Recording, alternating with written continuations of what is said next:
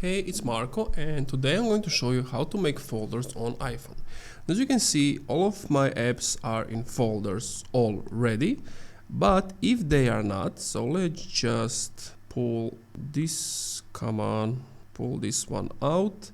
And so what you want to do is long hold and then start moving it and just add that icon on top of the other one, and that's pretty much it. If you want to pull it out of the folder again, so just long hold, start moving it, put it outside, and let's say I want to take it, boom.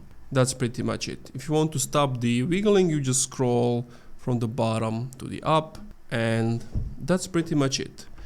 Thank you for watching this video. If you enjoyed, leave a like, comment, subscribe. If you're interested in Shopify, I can offer you with my link in the description 30 days for only $1.